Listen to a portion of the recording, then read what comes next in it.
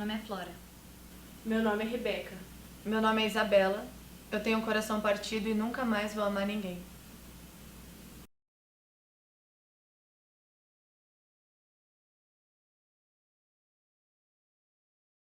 O nome dela é Rosalind.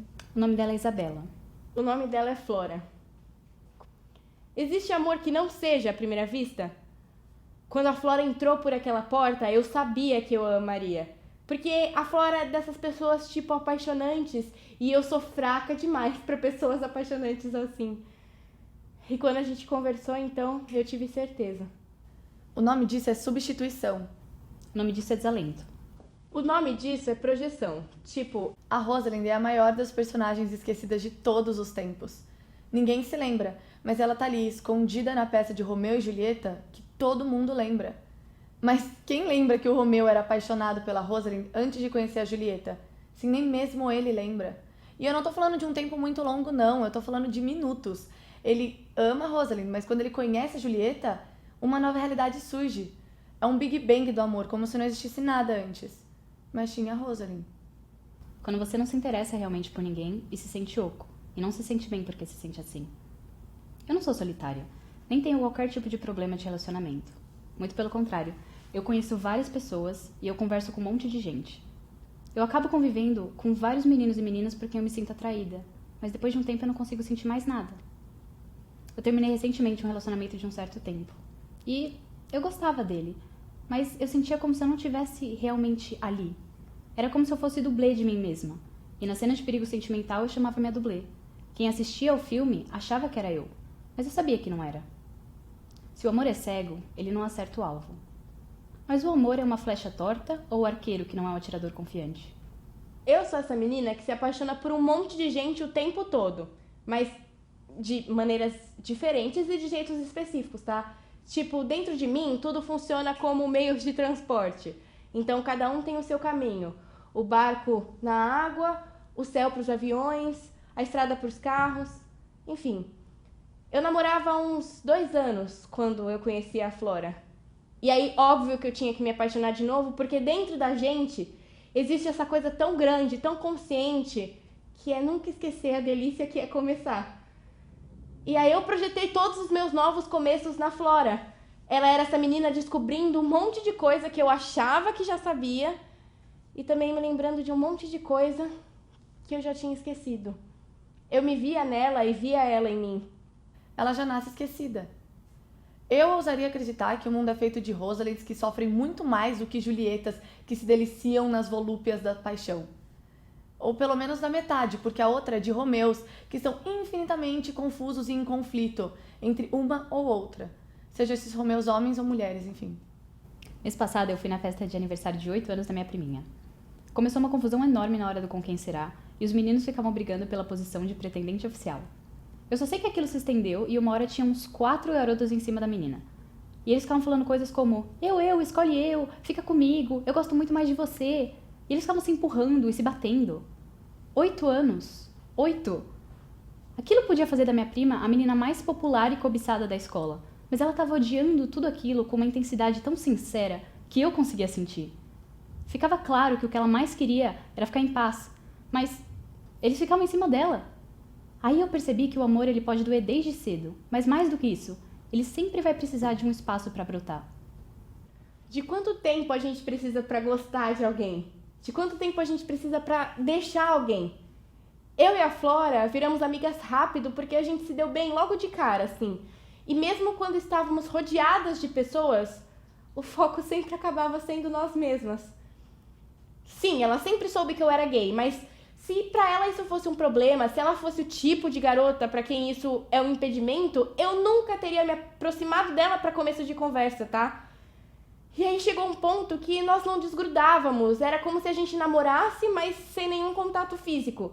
E o pior é que ela não fazia ideia, ou pelo menos parecia não fazer a menor ideia da enormidade de força que o meu corpo tinha que fazer pra no dia a dia eu não empurrar o dela contra a parede.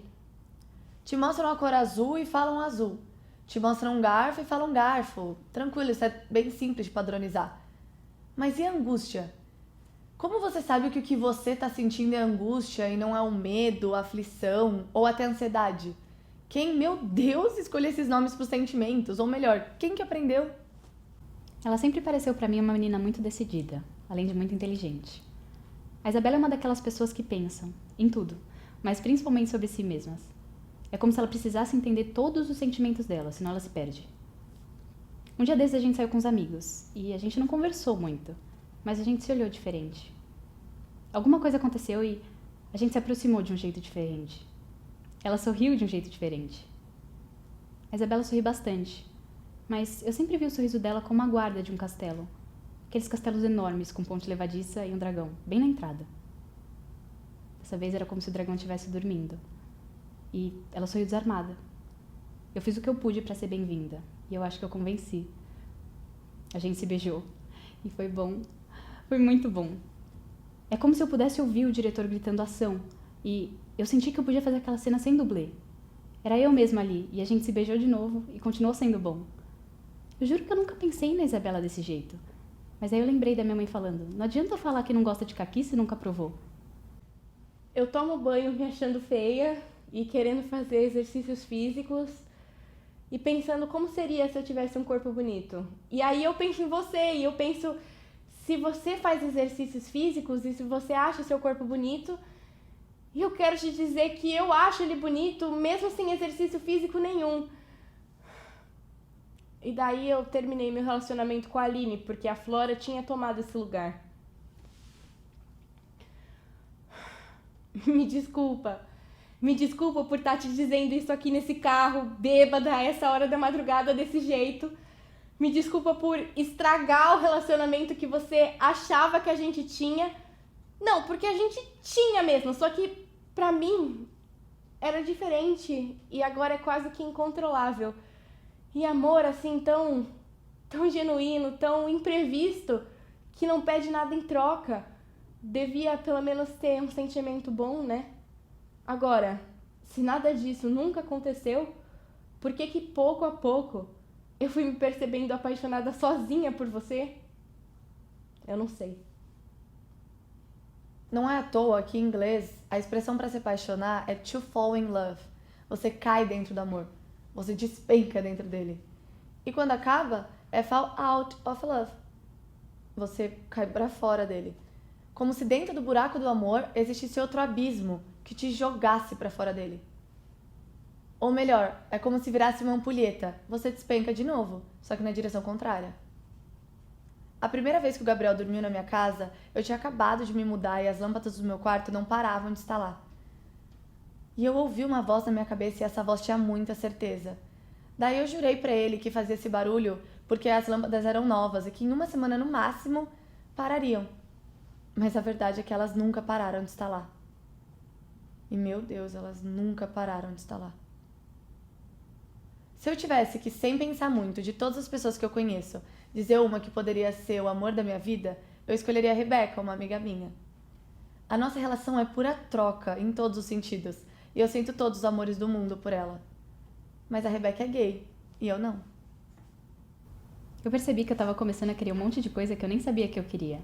Eu e a Isabela andando juntas no parque de mão dada, passeando com o nosso cachorro, vendo filme embaixo do edredom, com preguiça de levantar da cama por pura vontade de não desgrudar nossos corpos, boiando no mar juntas, uma do lado da outra, vendo as estrelas deitadas na grama, brincando de pintar a parede de casa, cozinhando e sujando toda a cozinha e até lavando a louça juntas.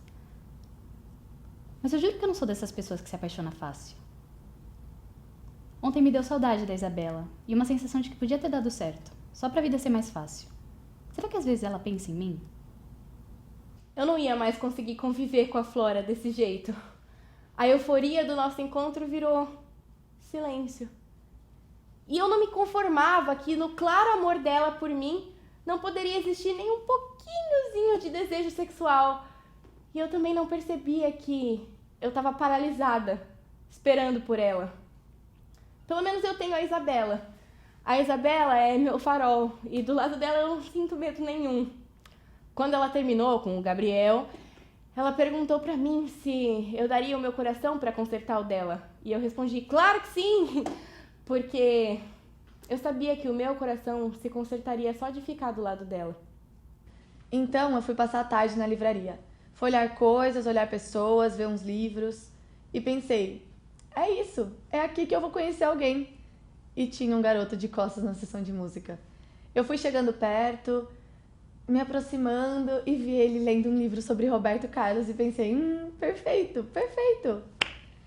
Eu fui me aproximando, não queria que ele me notasse, mas me notasse. E aí eu pensei que eu preferia não saber nada sobre ele. Não me importava seu signo, as histórias sobre a família dele, se ele prefere massa grossa ou massa fina da pizza. Eu não ligo. Eu só queria que ele me amasse. Mas aí ele se virou e era o Gabriel. Ele tinha cortado o cabelo. Eu acho que a culpa foi minha. Eu fiquei com medo de gostar dela demais e eu acabei estragando tudo. Eu estrago tudo, porque eu tenho medo do que eu não conheço. Isso é muito anormal? Eu e a Flora voltamos a conviver como se nada tivesse acontecido. E o pior é que ela agia com uma indiferença sobre a minha presença, mesmo sabendo que eu era e ainda fosse completamente apaixonada por ela. Ela não gostava de mim como eu gostava dela, mas ela também não aceitava ficar longe. Porra, Flora, do que você tem tanto medo? Porque a Isabela não me quis. Porque ela não se entrega. Você foi pra tão longe por medo de me amar demais ou de me amar de menos? Porra, é como aquele amigo bêbado que fica caindo em você a festa inteira. Ele é seu amigo, mas ainda assim é irritante. A Rebeca se entregaria. A Rebeca quis. Por que a Rebeca quis? Eu tenho medo de um dia você acordar assim e me querer do nada. Como um derramamento, como se fosse uma música brega. Paixão é como uma estrela cadente, que a gente vê e acha que pode ver a qualquer hora. Só que passa um meteoro e você se toca que isso acontece raramente. E aí eu acordo querendo coisas simples, simples que nem a minha ex Aline sempre foi. Eu tenho vontade de ligar pra ela e perguntar se ela não quer casar comigo. O nome disso é desalento. Quando o que você mais precisa é o seu próprio manual de instruções. Porque você sorri. E você sorri. E eu tenho vontade de te perguntar aonde você tá vendo tanta graça. Você dá risada e eu tenho vontade de quebrar essa sua cara. Se as coisas não precisavam de você, quem disse que eu tinha que precisar? Às vezes eu queria que a Rebeca me quisesse. Por que você não foge de uma vez? Não é isso que qualquer garota faria na situação que eu te coloquei? Eu sei que eu não sou como qualquer outra garota. Mas eu não sei como eu sou. Você realmente acha que temos como agir de maneira normal? O que você é dele? Conversar com você e disfarçar a vontade de beijar sua boca? A dele. Olhar nos seus olhos e fingir que eu não me perco neles? Nos dele. Lidar com o meu corpo e ter que resistir ao seu? Me contentar com um aperto de mão pra dizer oi e tchau? Eu me sinto numa festa onde eu não conheço ninguém. Você é um convidado chegando quando a festa já acabou, querido. Eu me sinto dando uma festa que ninguém virá. O que você quer que eu faça?